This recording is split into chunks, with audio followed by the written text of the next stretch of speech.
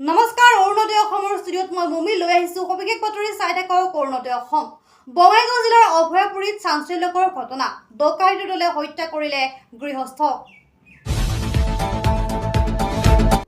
হত্যা কৰি ডকাইতি দলে লুটি নিলে সন্দ্ৰুসহ 1 লাখ টকাৰ নগদ ধন। ডকাইতি দলে হত্যা কৰা লোকজন অভয়াপুৰী পিৰাধৰাৰ কৃষ্ণ মণ্ডল বুলি জানিব পৰা গৈছে। চাঞ্চল্যকৰ ডকাইতি কাণ্ড সংঘটিত হৈছিল পুৱতি নিশা। ঘটনাস্থলীত উপস্থিত জিলা আৰক্ষী অধীক্ষক মোহনলাল মীনা, অতিৰিক্ত আৰক্ষী সবিতা দাসসহ আৰক্ষীৰ দল উপস্থিত হৈ আৰম্ভ কৰিছে তদন্ত। উল্লেখ্য যে পত্নীয়ে জনোৱা মতে ডকাইতৰ দলে কৃষ্ণ মণ্ডলক হত্যা কৰি পত্নীকো বাহিৰৰ পৰা দুৱাৰ বন্ধ কৰিছিল। ডকাইতৰ দলে চোকা অস্ত্ৰৰে শৰীৰৰ কেইবাঠাইতো আঘাত কৰাৰ চিন স্পষ্ট। News desk report, Arunodoi Assam.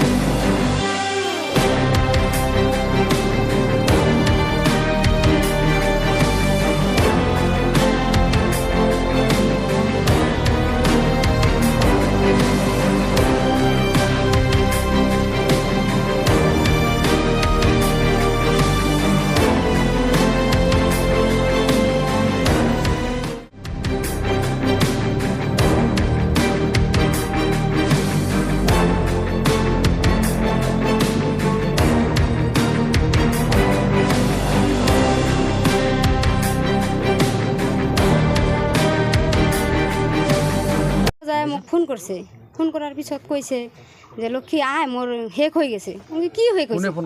মই কয় যে দিদিটো ফোন কৰিছে, কয় শেষ হৈ গৈছে। মই কি হৈ গৈছে মোক কোৱা, কি শেষ হৈছে? কয় তোৰ দাদাক যে ফোন কৰিছে, কয় মাৰ্ডাৰ কৰিছে, ডাকাত আহি কালা পোচাক পিন্ধি মাৰ্ডাৰ কৰি থৈ গৈছে। আমি কৈছে তুমি কোন আছিলা? কয় আমি ঘৰে চিটকাৰি মেৰে আমি ঘুমাইছি। ঘুমাৰ পিছত তাৰপৰা কৈছে, কয় মোক ওলাব নাদে, মোক ডেগাৰ দছে বুকত যে তই নোলাবি, একটা খুন কৰিছে তোকো কৰিম। কয় কি শুনা দানা কইনা কাটি আছে, পইচা পাতি আছে, ওলা তেনেহ'লে তোক খুন কৰিম। তারপরে তুই ওলাই দিছে, ডেকার ধরি আছে আর দুজনে ধরি আছে আর ওলাই বাইকর কিবা কিবা আছে ওলা। তারপর ওলাইছে, ওলার পিছত কয় তুই বাহিৰত নোলাবি, তাহলে তোকেও খুন কৰিম। তাৰপিছত দিদি আৰ নোলায়, ঘৰেৰ ভিতৰত মানে অজ্ঞান হয়ে পড়ে গেছে। পড়ে যাওয়ার পিছত তারপরে কইছে, পরে অজ্ঞানের পরে জ্ঞান ফিরিছে, তারপরে মোক ফোন করছে। কয় 3টা বাজা ফোন করার পিছত কয় যে হ্যাঁ, ফোন করার পিছত কয় লক্ষী আয়, মোর যে শেষ হয়ে গেছে। কি শেষ হয়েছে?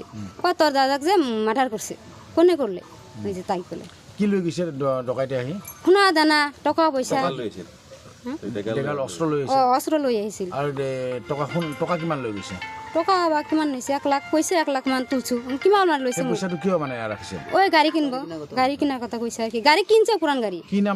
ফোন করছে, ফোন করার পাছত আইসং, মানে আমি গাড়ি রিজার্ভ করে আইসং।